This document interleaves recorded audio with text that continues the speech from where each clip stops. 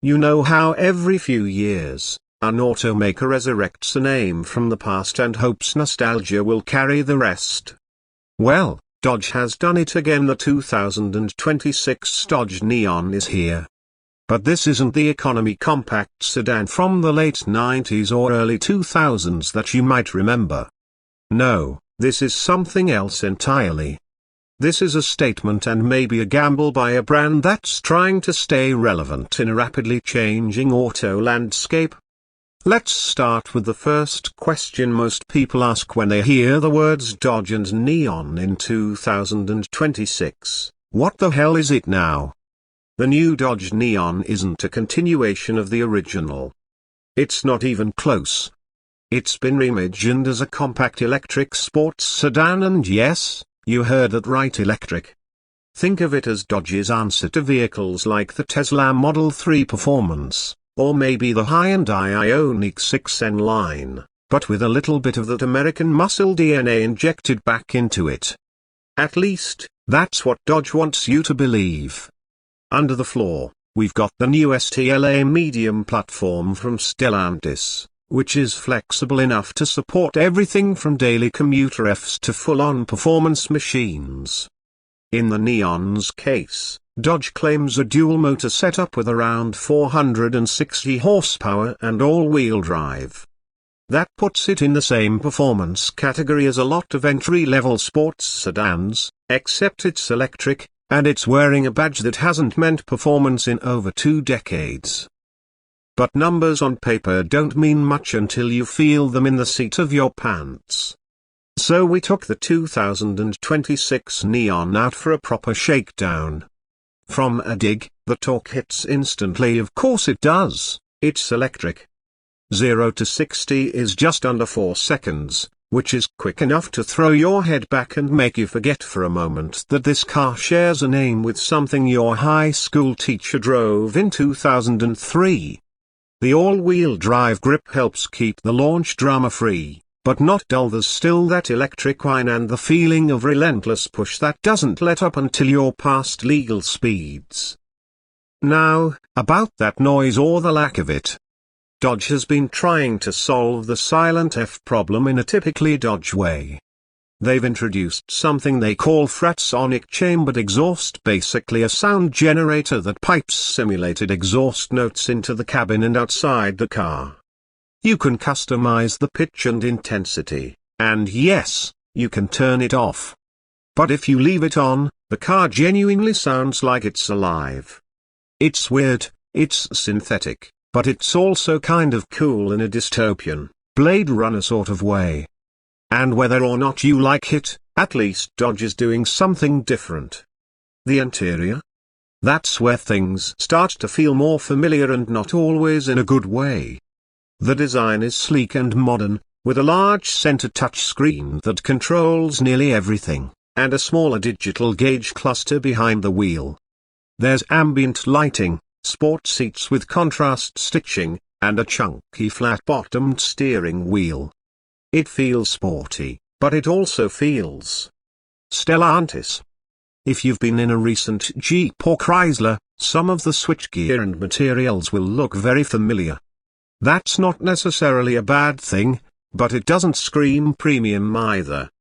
The back seat is usable, thanks to the F platform giving you a flat floor and decent legroom, but taller passengers will feel the pinch from that coupe-like roofline. The trunk? Surprisingly deep, and there's a frunk too, although not a huge one. Let's talk about the drive modes. There are 5: Eco, Normal, Sport, Track, and Burn. Yes, Burn mode. Dodge isn't playing it safe. In Burn mode, you get max torque, sharper steering, stiffened dampers, and the loudest version of that fake exhaust sound. You also get the quickest throttle response and launch control engaged. It's absolutely meant for track use, but good luck resisting the urge to use it at every red light. Handling is where the Neon starts to break from Dodge tradition. The low center of gravity from the battery pack makes this car feel planted. There's not much body roll, and the steering, while still a little artificial, is accurate and quick. You can toss it into corners with more confidence than you'd expect. Is it a driver's car? Maybe not in the purest sense, but for an F, it's pretty damn engaging. Now, is it trying too hard? That's subjective. The styling is aggressive, with sharp lines, a wide stance, and signature LED lighting that echoes the Charger Daytona F. There's no grille because F, but there is a light-up Dodge logo in the front, and a full-width LED tail bar in the back. The wheels are 20 inches standard, and the performance trim comes with massive Brembo brakes painted in your choice of neon colors. Yes, really? Neon colors on the Neon. Someone in the design department thought that was clever, and to be honest, it kind of is. One area Dodge isn't playing in is autonomy. The 2026 Neon doesn't chase Tesla or Rivian in self-driving tech. There's adaptive cruise control, lane centering, and parking assist. But Dodge wants this car to be driven. It's a conscious decision to keep the car engaging and manual in spirit, even if it's fully digital under the skin. Range is solid. Around 320 miles on the performance dual-motor version, and up to 370 miles if you opt for the single-motor rear-wheel drive version, which also saves you about $6,000. Fast charging gets you from 10 to 80% in 21 minutes with a 350 kilowatts charger, assuming you can find one. And yes, it's compatible with Tesla's NACS standard starting in 2026, so you'll get access to superchargers too. Pricing starts at just under $39,000 for the base model and tops out near $52,000 fully loaded. That puts it directly in the fight with Model 3, high-end Ioniq 6, and even the lower end of BMW i4 territory. The question is, will people pay that kind of money for a car called Neon? Well, this is where branding gets interesting. Dodge is betting that people don't care what the name used to mean, they care what it does today. And today, the 2026 Neon does more than you'd expect. It's quick, it's bold, and it's different in a segment that's starting to feel very same why. Most F sedans are chasing minimalism and quiet sophistication. Dodge is chasing emotion, sound, and presence, even if some of it's simulated. But here's where things really get fun, because this is build and burn.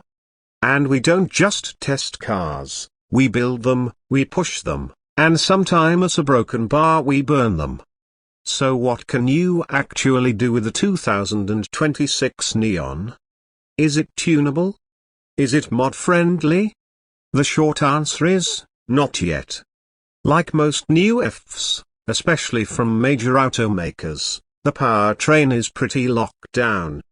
Dodge says an over-the-air update will eventually allow for downloadable performance upgrades for a price, but as of now, no tuning shops are cracking into the Neon's 8U. Yet. That doesn't mean we can't play with it. We've already partnered with a couple of custom shops to design aero kits, wrap options, and even a new sound profile for that Fratsonic exhaust system. Want your Neon to sound like a 70s Hemi or a Group B rally car? We're working on it. Suspension upgrades are possible too, with aftermarket coilovers and sway bars already in development.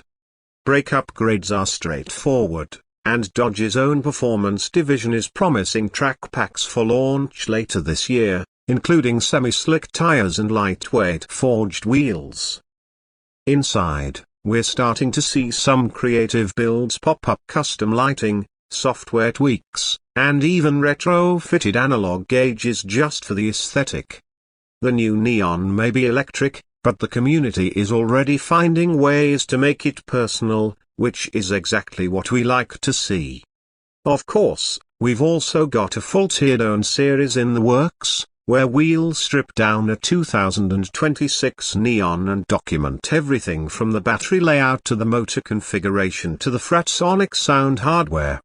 We'll 3D scan it, dyno test it, and maybe even put it up against the Charger Daytona for a family feud. But before we go full mad scientist on the Neon, it's important to step back and ask, who is this car really for?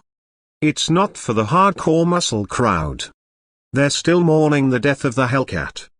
It's not for luxury buyers, the interior's not quite there. And it's probably not for hardcore F-nerds either, who want range, efficiency, and hands-free tech. This car is for people who want something fun, fast, and different without spending $70,000. It's for drivers who don't care about saving the planet, but also don't want to fill up at the pump. It's for people who miss the noise, the drama, the weirdness of driving and are okay if it's a little fake. The 2026 Dodge Neon is flawed. It's not perfect. But it's bold. And in an industry that often plays it safe, boldness counts for something. We'll be following this car closely. We'll build it, mod it, test it, and yes, maybe even burn it. And if Dodge gives us a SRT version later on, you know we're going to be first in line. This isn't your dad's Neon. It's not even your older brother's. This is something else. Something new, something weird, and something worth paying attention to. Stick around, because the next episode, we're putting the Neon up against a Tesla Model 3 and a Mustang Mach-E GT, and we're not pulling any punches.